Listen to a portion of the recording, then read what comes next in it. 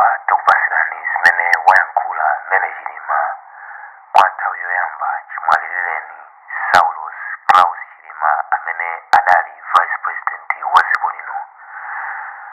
Mmene Chilima wayankhula izi pamene amakumbukira malemu Saulos Chilima ku chechi cha St. Patrick's mu mzinda wa Lilongwe, ndipo mmene Chilima kwa nthawi yoyamba anayima ndi kuyankhula, ndipo iyi ndi speech imene anayankhula kumwambo okumbukira malemu Saulos Chilima amene adali amuna ake. Tamverani.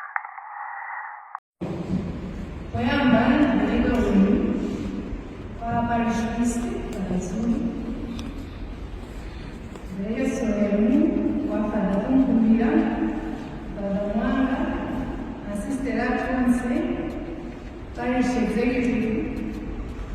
Abungwe, Prime Minister, Gerard Janga, CMO, Jawara. Ulemu uteso wa Kristo alenonse motsokozedwa amayi professional yati amayi n'abantu anyamadana yasigana kandi oyamba kupeza mfano yumba mfano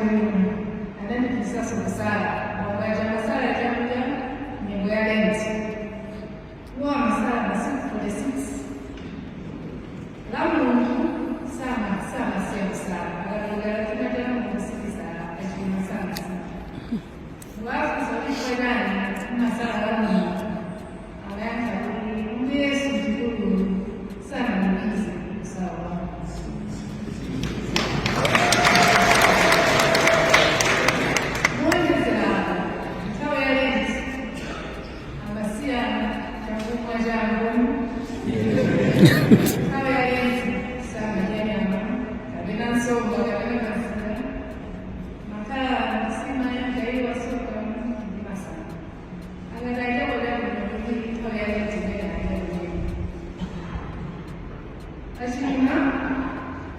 byamulagalagala mshayiti makanga nakumbama ndipo amaonetesa kuti ziziyenda mvipimo diocese komanso mparish yawo kuyambira mchaka ya 2005 imene anasankhira lero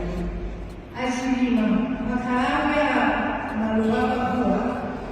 kupereka nsembe yokomboletsa nyumba ya Mulungu. Ine zimenezi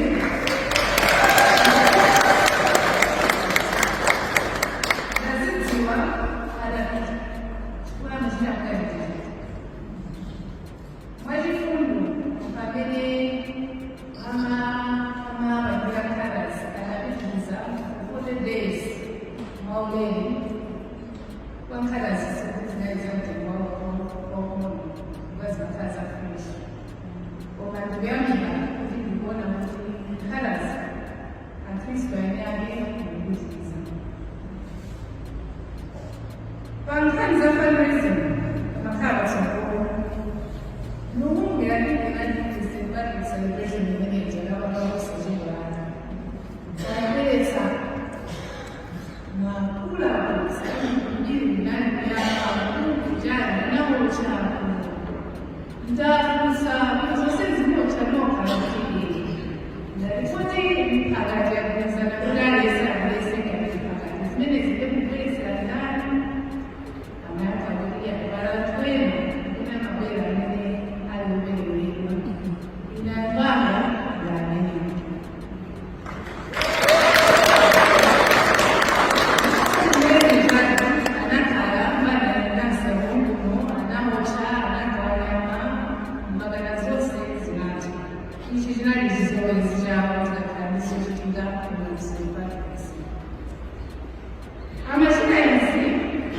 ndimaudzivevesa ndimtima waservice ndizambiri ngenanena antwena sopachimamapano chifukwana muntu wachifundo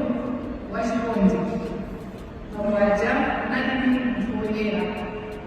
mombatsachiri ndimosowa titengere maphunziro pakuwala njira ntchito zinazonakawira achilima achoka kuti ife tikule achilima achoka kuti akhale chitsanzo kwa ife cha ukristu wamakono ukristu kupindulira anzathu ndikuthokozani nonse pakuti mukukhala nafe mnyengo wawo ine ndingaona ngati kufani mayidziwa mayi sindiyikayidziwa munga madzina langa akamanyana chisoni chosayamba koma achilima chisoni chacho sawachifuna ngati sititenga maphunziro paimfanako